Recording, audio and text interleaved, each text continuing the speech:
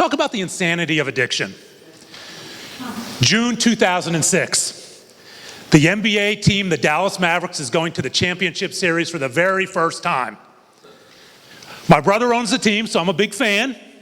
I'm going to get some pretty good seats to that game.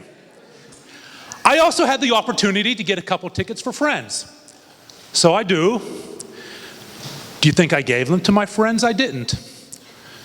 You may think I sold them on eBay for some astronomical amount. I didn't do that either because that would be disrespectful to my brother and the team.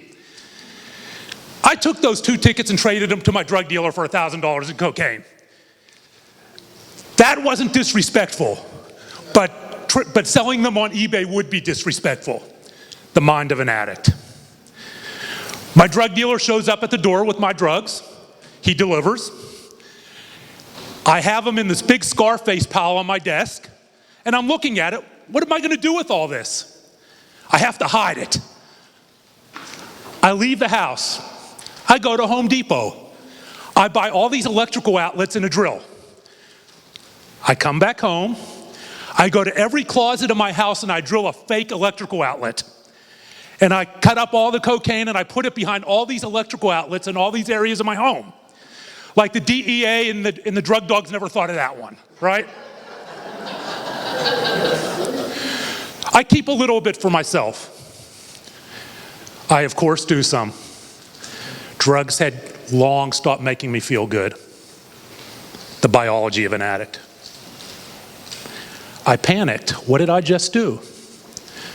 The paranoia of an addict. I go back to each fake electrical outlet in my house, take the drill, bzz, bzz, bzz, bzz, each one.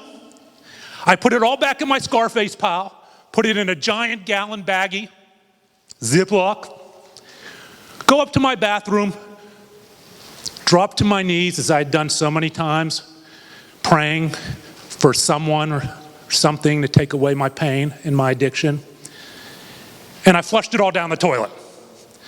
The insanity of addiction. Repeat that same cycle for the second game of the championship series, where I had my 2 tickets. Same thing.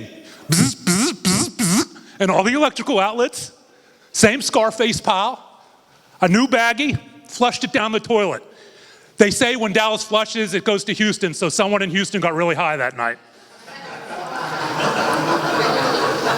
The insanity of addiction. The Mavericks were eliminated after the second game. They lost in 5. If they hadn't been, there would have been a third time. Bzz, bzz, bzz, bzz. But since they were out, I was done. That was my life in addiction. That type of repetitive insanity. That type of chaos. And my chaos extended far beyond addiction. At 18, I was anorexic as a freshman at Penn State. At 19, I became bulimic. I would stay bulimic till I was 44 years old. By 22, as a sophomore at Penn State, I was an alcoholic. By 25, I was self-harming as a law student at Pitt. By 27, I was a cocaine addict. By 30, I was a steroid addict. Yes, people do get addicted to steroids. By 44, I'd become suicidal, only to be saved by my 2 brothers, Mark and Jeff, literally at the last second, movie saved, when I was going to end my life. 2 trips to a psychiatric facility, 3 failed marriages, 1 more I get a free set of steak knives.